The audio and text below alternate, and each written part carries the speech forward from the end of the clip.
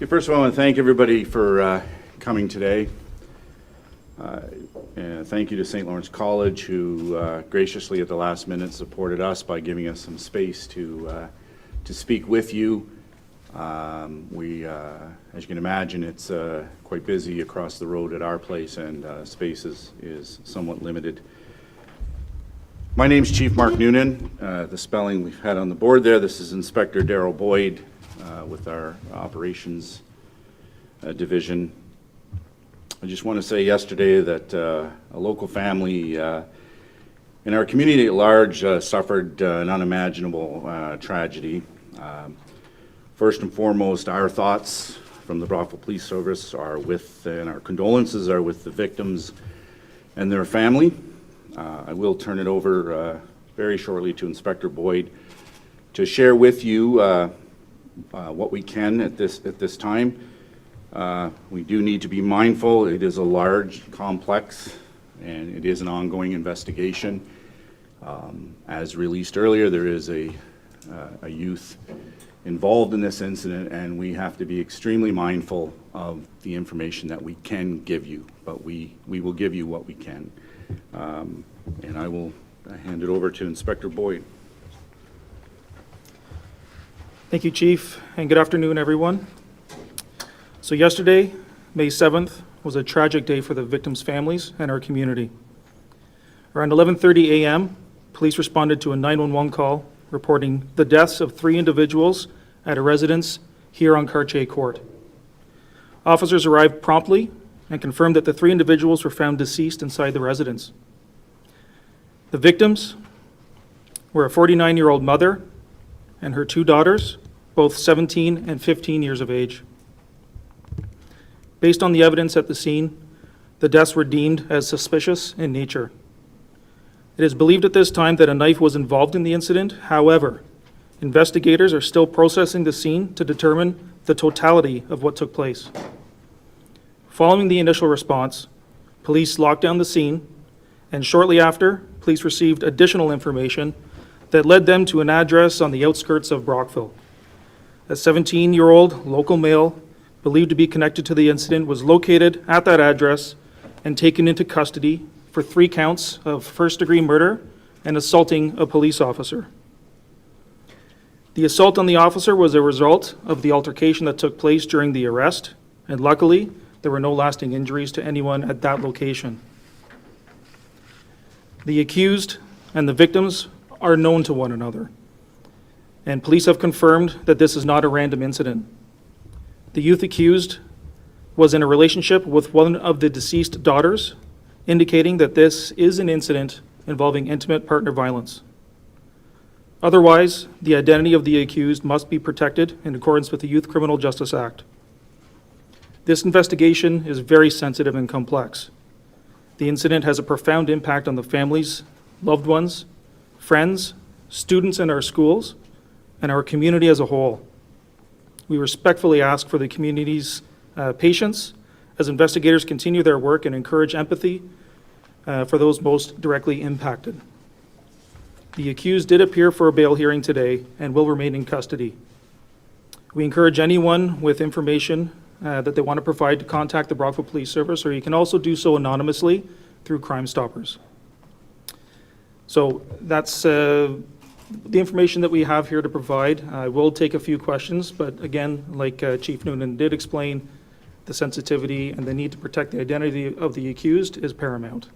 Does anyone have a question they'd like to start with?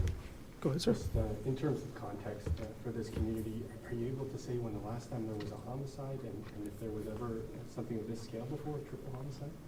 We have not had anything of this scale in my career that I've seen, and nothing that I can recall previous to that. The last death investigation or murder investigation that we had was several years ago. We haven't had anything current in the past since it was right around the time during COVID was the last one that I remember that took place. And then just connecting that to sort of the impact on your team as you try to kind of succeed on this and the community at large, something at this scale here. Yeah, it's devastating for officers that have to investigate this. But them aside, we're gonna work hard and diligently to make sure that they do a thorough investigation, and our focus is on trying to bring some closure to the families involved. Yes, ma'am. I wonder, because you mentioned that intimate partner violence is a factor in this case. Yep. I know the local chapter Leeds and Grenville of Interval House has called what happened a femicide. What would go into police potentially making that determination, and could that come?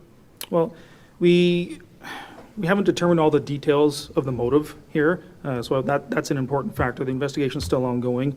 However, having said that, this is an incident involving the murder of 3 women by a male. So by definition, we could categorize it as that. I agree. Okay. I'm also wondering, because you talked about bringing closure to the families, there's minors involved in this case in both ends. How do you go about that, about making sure that family members on both sides are okay? That goes through our hardworking detectives, making sure that they do a thorough investigation and determine everything that took place. That information shared with the families on both sides and throughout the time of the criminal trial that's going to take place, which is going to be a lengthy time. And with that information to let know exactly what happened, getting them in touch with resources that they need to care for themselves, that's going to be our primary focus, and hopefully help them through this. I would just add to that, we do assign a victim liaison officer who, it's actually under provincial standards, we do that as well. And they will have an officer specifically assigned to the family and to sort of navigate the process and assist them throughout that process. And as the inspector has mentioned, there are victim services of Leeds and Grenville. They are an extremely vital partner with us, and they are instantly involved, and they respond right away, and they've been tremendous. Have there been, Oh, sorry, go ahead. have there been any previous interactions with police at either of the locations that were involved in the incident, or with the suspect? Understanding, of course, the nature of the. Yeah, I think unfortunately that's one question we're going to have to leave alone at this time, just until we get the investigation completed. Sorry. And residents on the floor say that they've been asked to leave. Can you confirm if it's the entire building or just the floor? And when residents will be We're limiting access to the building in general, just because of what's taking place. The floor itself is where the residents of the scene is the one that we're trying to keep locked down, just to limit it for our identification officers to make sure that they can do the job that they need to do and perform it thoroughly. Can you say at all if mental health played any role in that, or is that something you looked at? That's still part of the investigation, and Too early. it's just too early to tell right now, but we're going to be thorough and go through all avenues of what took place. To get a better sense of the timeline, approximately when was the arrest made of that other residence? It was approximately, I would say, 2 hours after we had our initial call. So about 1:30 in the afternoon? It would be approximate to that, correct. I'll take one more question. I'm not sure if, Ron? Yeah, so given the unprecedented nature of this crime for this community, people around the building are now saying they want to double lock their doors and they're afraid. I know you've emphasized that this is not a random incident, but can you again reassure the public, the community, that there's no further threat to their safety? Yeah, just because of the investigation this far, that we have determined that it is a known, or the accused and the victims are known. They had that relationship together. We have no indication or any information at this point that there are any other targets or victims, people that the accused is seeking out. So we have that accused in custody again. So we've reduced the harm that way, or any safety for anyone, and the investigation is continuing. And I want to remind everyone that, Brockville is a tight-knit community. We're close, and the community's hopefully going to show that all families involved the empathy that they deserve. And we're going to do a thorough, diligent investigation to ensure that we do the best we can to bring closure to the victims involved. Can you outline the interaction between the accused and the police in that altercation that took place? So that took place at the residence just on the outskirts of town here. When officers were attended to the address, they were presented by the accused, and during conversations, it became physical, and he was taken into custody that way, but I can't speak to any more that took place during that specific incident. Luckily, just like I said, no one else at that scene was injured during that. Can I ask, you mentioned briefly, and recognizing this is very early in the process, but Yeah. in terms of motive and understanding what happened here, 3 people killed, is there anything you're able to say in terms of helping ourselves, the public, understand why this may have happened?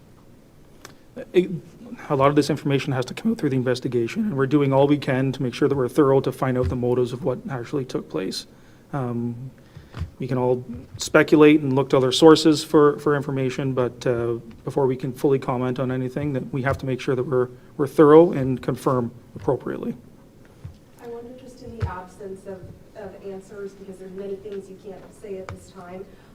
We know residents are feeling shaken up. We talked to Absolutely. them this morning. What's your message to the community who might be feeling a little bit uneasy at this point without knowing the motive or other details they're waiting to hear about? Just to remind everyone that it is an incident that's isolated. It's not a random attack, okay? It involved intimate partner violence with these individuals. That aside, be there for one another, be there with your families, and if anyone in our community is struggling, we have many resources out there to assist them with their needs, okay? Another court date for the accused? He was held over for 2 weeks. I do not have the exact date that it was, but it is 2 weeks from today. The 28th. Yeah, that sounds about right, yeah. If I might just add, just to mention many of our partners, not throughout the community, our community partners, both civilian and policing professionals, we do have the OPP assisting us as well.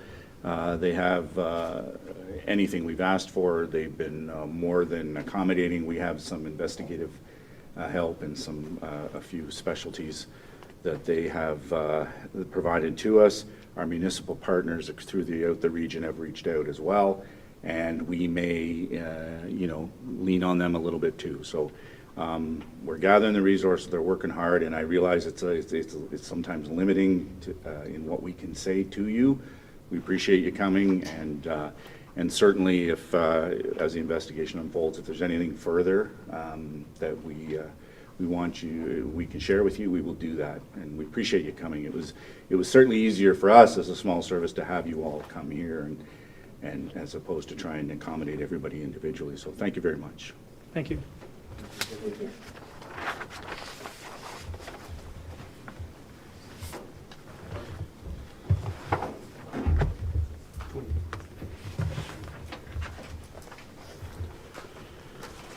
I'm going to go see if I can find, we should find the college, I was going to thank the staff there. I don't know, well, I suppose I can pack that up, I'll find them. Sure. I know a little, whatever, but we can use the backdrop if you just step here. I'll- Or spin it there if you want. I know Chief is the star of the show. No. Would you mind to just step toward the Oh, yeah, counterpart sure. and look toward me, and I'll just take like so. And if you don't mind to do kind of a neutral face. Okay. Thank you very much. Thanks, Thanks man. for Yeah. taking the question. Yeah. Thanks. Thanks, everybody. Sorry, I'm just wondering, are you able to confirm how many floors the apartment building is on Cardiac Court? 3. 3 floors. Okay, thank you very much. From